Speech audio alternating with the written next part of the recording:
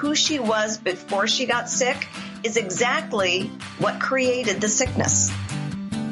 This is Monterastelli, and welcome to the Tapping Q&A podcast, recorded live to tape from Williamsburg in Brooklyn. This is episode 267, originally aired April 19th, 2017. Hi, everyone. I hope this finds you well wherever you are and whatever time of day you're getting a chance to listen to this. Thanks for spending some time with me today. We're going to continue our conversation about tapping for fibromyalgia today. But before we do that, just a reminder that you can receive a free 10-part guide on how you can use tapping to eliminate self-sabotage. All you need to do is go to tappingqa.com, click on the big blue button. If you happen to be listening in the website right now, if you go up in the right-hand column, up at the top of the sidebar, you'll see your opportunity to get that. Every few days, I will send you an email that will have an audio, a video, a tapping script, some instruction, something really simple that you can implement right away. It'll give you a few days to incorporate it into your life. And so as you work through the 10 parts of the guide, you will be taking more and more action as you continue to move forward. So today's conversation is with Sue Ingebretson. And back in podcast 261, I talked to Dr. Norm Shealy about fibromyalgia, and the feedback from that particular conversation was pretty astounding. I got lots of feedback of encouragement and thanks, and lots of people saying, that's really wonderful, and did you know? And shared a bunch of resources with me. As I sifted through all of those resources, I decided a conversation with Sue was something that would really continue the conversation. So it's important to note, this is a very different conversation than the one I had with Dr. Shealy, and this is not a rebuttal to that conversation. This is someone who, as you will hear, has dealt with fibromyalgia in her own life, and now works with clients in that area. And so it is a great companion piece to that podcast. If you haven't had a chance to listen to podcast 261, I would encourage you to do that as well. You don't have to listen to that first. It's not like that's a part one and this is a part two. These are just two separate approaches. Both of them are really, really valuable. So here is my conversation with Sue about fibromyalgia.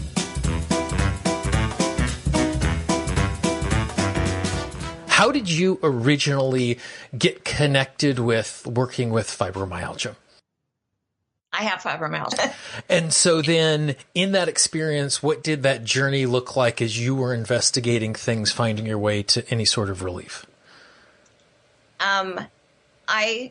Those family circus cartoons where Billy's supposed to go to his bedroom to get something and you see all these lines. Yeah. That's my path. Okay. So my entire purpose in life is to help people get those shortcuts. Okay. Why would I want anyone to have to do all those foibles and turns and things that didn't work? Because I can tell you a million ways to not heal. Okay. And so let's synthesize it. Let's get to the gist. Let's cut to the chase. Great. And before I hit the record button and you and I were having a little conversation, you mentioned that when you are talking to other practitioners versus talking to someone who is experiencing these symptoms, that you'd want to talk to them in different ways. Absolutely. So let's take it one at a time. So if you were talking to a practitioner and they were having people come into their practice with this sort of stuff, what would you be advising them? What would be those shortcuts? How would you be wanting them to approach it? There is a universal pattern when it comes to any kind of chronic illness, actually. There's a universal pattern of underlying beliefs that are keeping them stuck. And this stuck, it could not be more defined than fibromyalgia. That stuck feeling is freeze. When it comes to the whole fight, flight, or freeze issue, fibromyalgia is in the freeze state. And that frozen state creates pain all in and of itself. So that freeze state has so many tentacles that go out into this emotional aspect. And that's the part that you can cut all those little ties to those beliefs that say, I am this, or I can't have that, or, way back when reading all the Harry Potter books, you weren't supposed to name the evil one, he who must not be named. Right.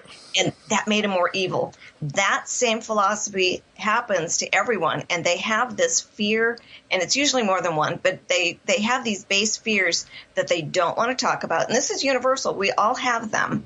It just happens to affect people with fibromyalgia in a different way. Right.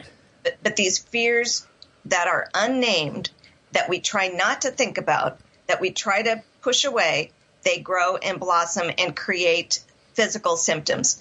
So that will naturally segue into how to talk about it with fibromyalgia people, because they don't want to hear the mindset part. And I understand that. Mm-hmm. I would not have been ready for that either at the very beginning.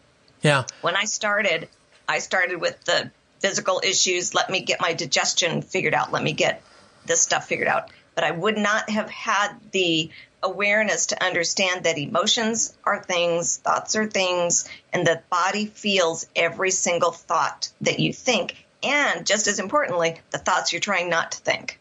And so in your experience of your own experience and working with others, is there a consistent collection of emotions or issues or traumas that are showing up over and over again? Or is it that the emotions are different for each person, but because it's getting us caught in this freeze state, the physical symptoms are similar?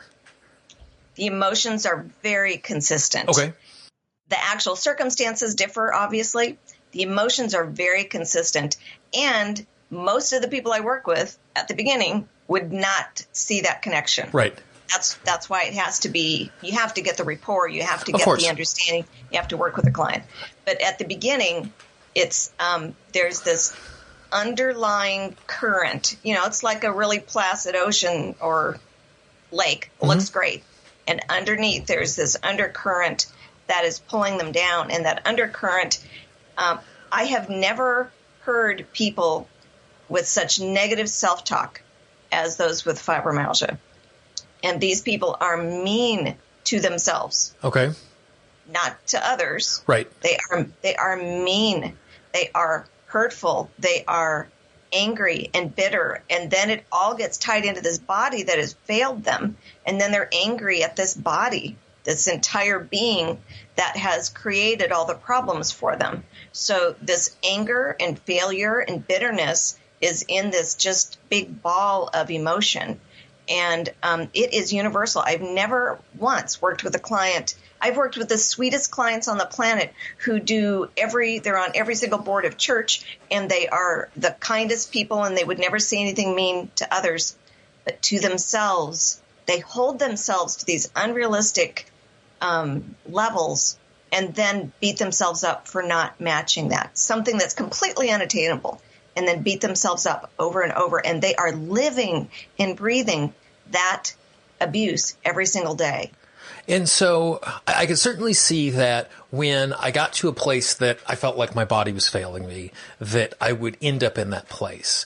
Are you saying that this is something that is a precursor to the body having the symptoms, and then once we have the symptoms, this then gives me one more opportunity to beat myself up because my body's letting me down as well? Yes, I'm saying that, and it's complete heresy in the fibromyalgia world. It really is something that is universal. Now, in any kind of chronic illness, but especially, commonly known fibromyalgia world, we have external toxins, internal toxins. We have food sensitivities. We have oftentimes car accidents, surgeries, physical issues. Those are things that are contributory, but this fundamental emotional aspect of having to look like things are great, but underneath they're not, which is everyone has it. But when you combine that with these other things, then there becomes a tipping point, and often it is a car accident or some sort of illness. You could have mono for 2 weeks or 4 weeks and not really ever get over it. Right. So it takes that trigger incident, but all of these beliefs are what they are before they have fibromyalgia. And here's the thing. I have had husbands come to me and say, here's my wife, fix her. I want her back to the way she was before she had this syndrome. I'm like, I would never do that. Right. I want her new and improved, because who she was before she got sick is exactly what created the sickness. Right. So she may have been Mary Poppins, had the world on a string, raised 3 children or 17 children, and done it all with the spinning plates in the air. And that's exactly what got her sick, because in her head, she never measured up and she wasn't doing it right.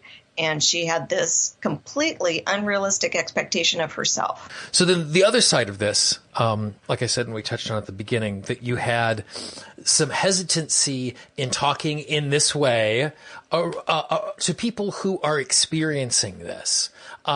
So first, talk about the hesitancy and why the hesitancy is there, and then we'll have the conversation about how you would then approach someone who showed up with these symptoms. So why do you not want to start with, it's this thing that's internal about you not liking yourself? I'm glad you asked that. I have my passion is to be encouraging, inspirational, and at all times supportive. And if I'm speaking something that someone is not ready to hear, I don't want to alienate anyone. Okay. And there's this huge, ridiculous fallacy out there that I wouldn't even give credence to, that it's all in your head. Right. And so if I'm talking about emotions and I'm talking about underlying worries and anxieties and all this stuff, it is common to have that misinterpretation, because they've already got their guard up. They're already sick, and they've already had practitioners let them down over and over and over. I don't want to be in that category. I don't want to be the one to say, hey, you need to work on this thing that you don't really think you do. Right. It's a disservice. I need to start where they are. And that's where I can be of service. Great. Okay. So if we want to start in that place where they are, from your experience, what's the doorway into that? What's the place that you can start the conversation, where you can start to build rapport and actually get some symptom relief, which will allow you to do the deeper work? Great. I love that question.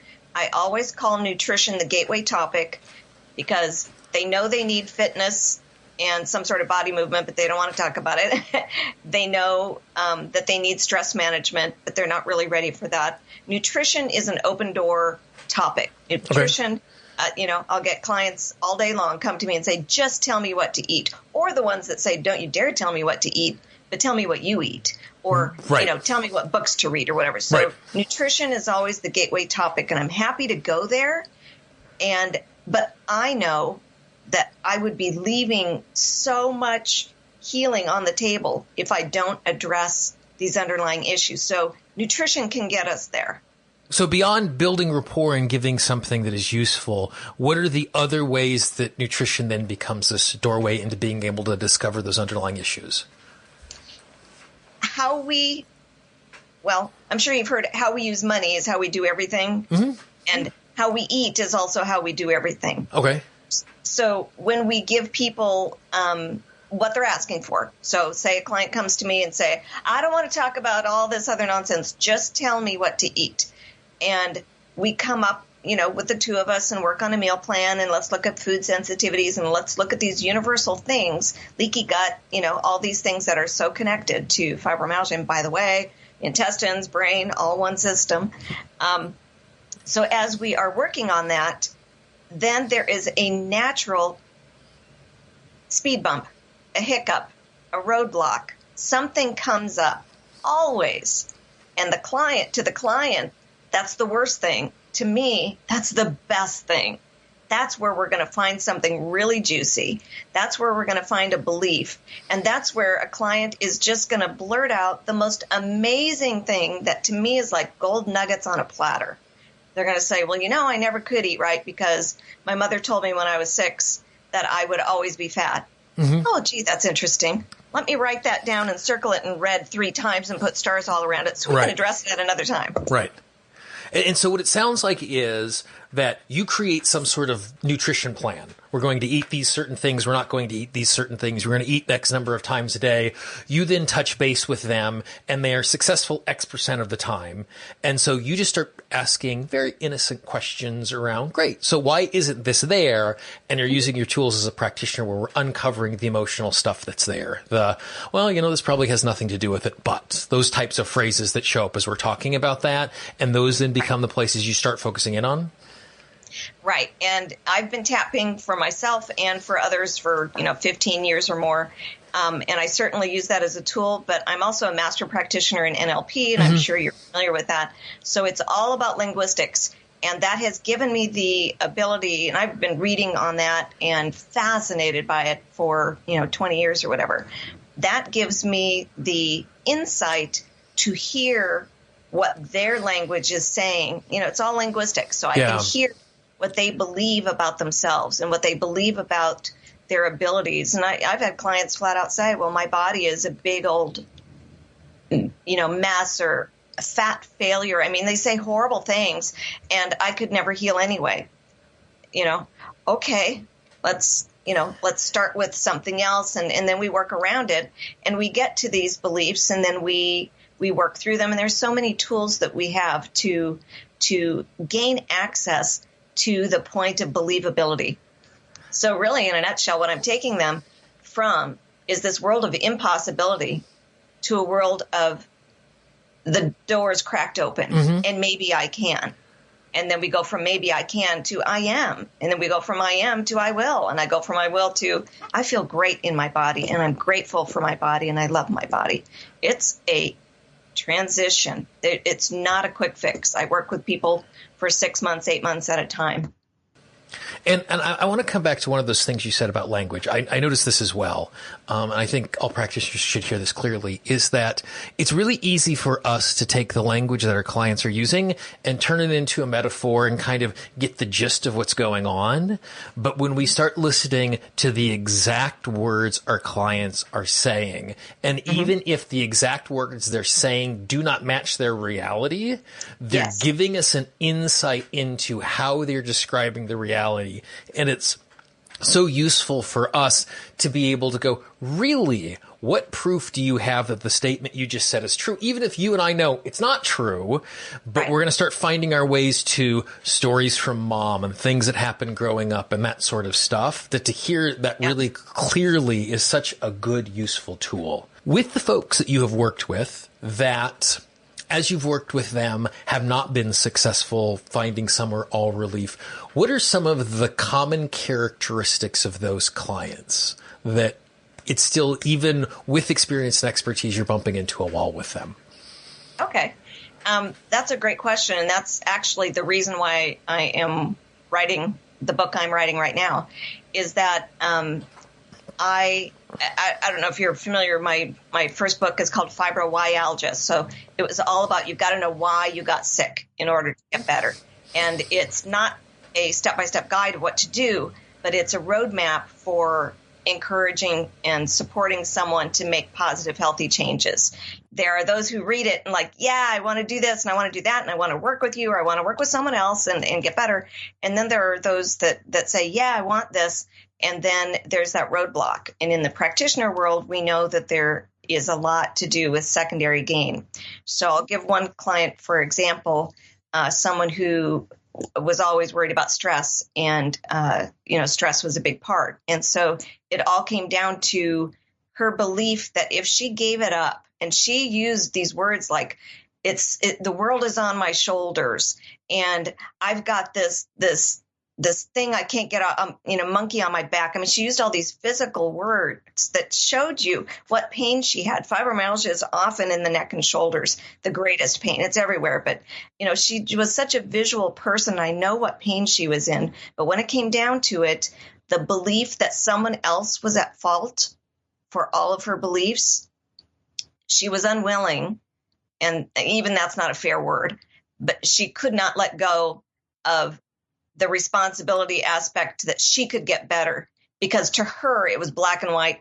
If I get better, then I'm letting this other person off the hook for ruining my life.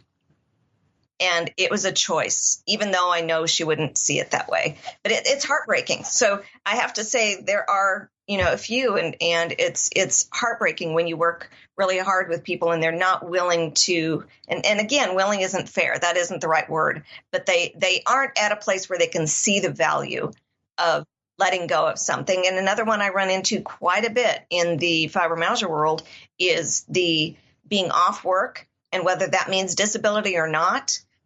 There is a big fear in healing because then I might have to go back to work. I might lose my disability and my income, and I might be asked to do things by other people that now I don't have to do. And I know that will sound awful to fibromyalgia people. They're like, I don't want to be on disability. I totally understand that. I know no one wants to, but when it comes down to it and they're starting to feel better and better, there does come a panic moment of, holy crap, what if I get better and I'm going to have to start doing things? And I had one client in particular who actually said, I'm not doing it because when I was healthy, I made myself sick by doing everything. I did everything for everyone. I am not going back there. And she couldn't see that you don't have to do everything. You could do one thing, and that she could create boundaries of health and safety around herself.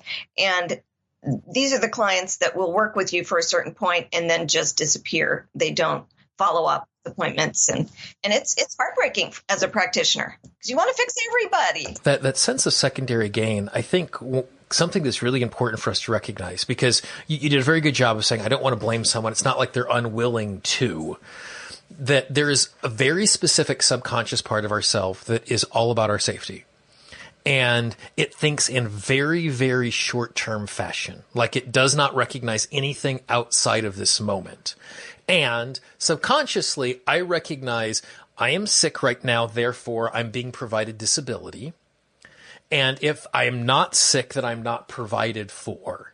And so subconsciously, that reads as I am no longer safe, even though intellectually, as we think over time, no, that's not an equation that's going on, but emotionally in that very primitive space, it is. And that's why it's so hard for us to get past it and recognize that it's there, because it's not a conscious thought. It's this very primitive part that's trying to keep us safe that oftentimes is really difficult for us to uncover on our own, and sometimes even difficult when working with a skilled practitioner to kind of manage all of that. So I think it's really important that you're recognizing that the sense of dealing with that word of willingness, because it's happening on lots of levels. There's our conscious selves, and there's a primitive part that's trying to keep us safe that isn't just in this setting, that is in all forms of healing we bump into as practitioners trying to manage that. Oh, absolutely. And I'm glad you clarified that, because that's really important. That sense of safety is not a logical cognitive thing. Yeah. It's a feeling in the pit of your stomach. You're safe or you're not safe. And that gets into the issue of a vast majority of people with fibromyalgia have a physical abuse in some way history, in some way. And it varies, and there's no value in comparison. It varies from getting their purse stolen, in one way to, horrific abuse. So, but in some way, their boundaries have been crossed. So safety is a huge, huge issue.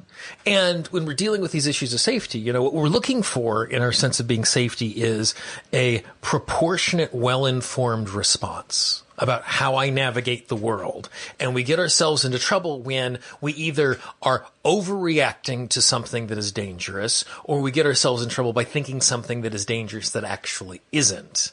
And I like what you said about the experience. Things are traumatizing when they are unexpected, extreme, and isolating. And that doesn't have to be the biggest thing in the world for those three things to show up, because that's the place that we experience it, no matter how big or small it looks from the outside as we're doing this comparison. In that moment, it's extreme, it's unexpected, it's isolating, and that is danger. Yeah, absolutely. Absolutely. It's really important that people understand that this is kind of a universal thing.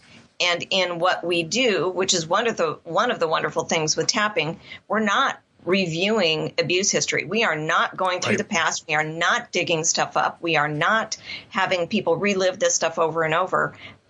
or at all. Right. Tapping is one of the most powerful ways to deal with the things that we're trying not to think about in a healthy way that brings us into this whole mind-body connection. And I just, one of the things that's most exciting to me is to share with the world EFT is profoundly helpful, productive, and healing for fibromyalgia and chronic illness because it gets to the gut, literally. Right. It gets to the gut core issues. And it is an amazing tool and wonderful. And again, I've been using it for more than a decade, and it is a go-to tool at all times to reduce anxiety for someone. Then we can talk about other protocols and, other tools or other ways to get to the point.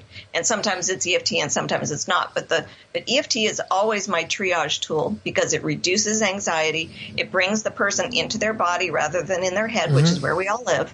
And it is a universal, just a balm.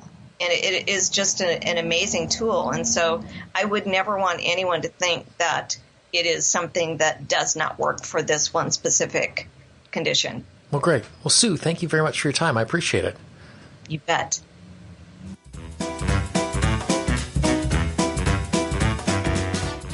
Again, another really useful conversation about how we can approach, think about, and work with fibromyalgia with tapping. Again, this is a great complement to the conversation that I had with Dr. Shealy back in podcast 161.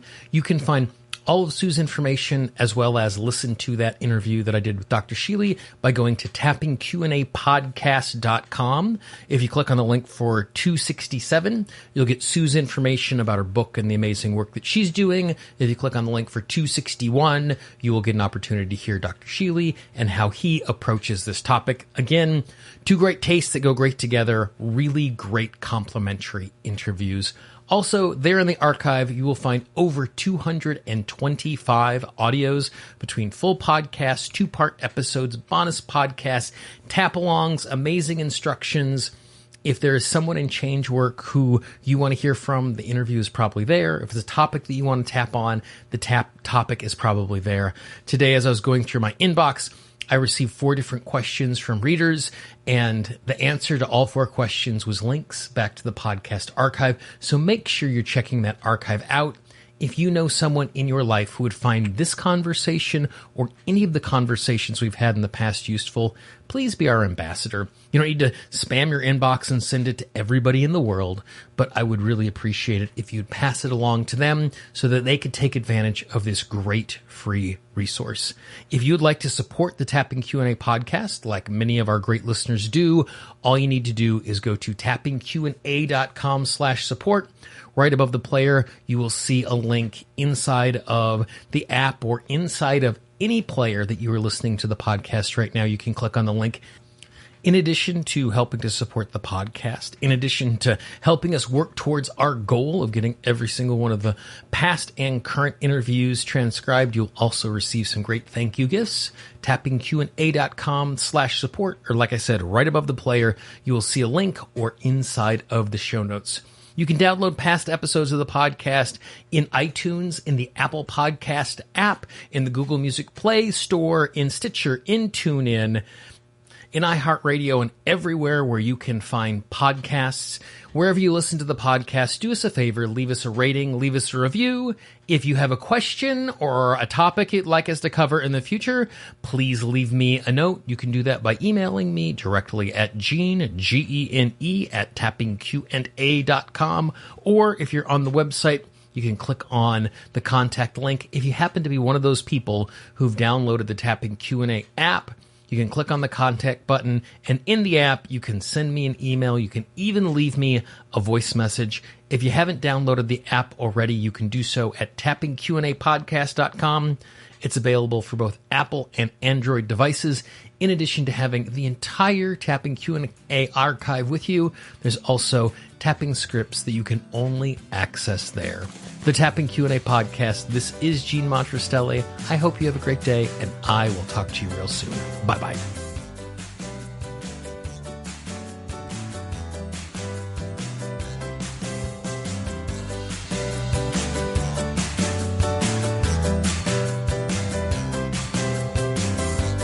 The Tapping Q&A podcast is copyright Gene Monterastelli Tapping Q&A 2016. All views expressed by guests are those of the guests and not necessarily of Gene Monterastelli or Tapping Q&A.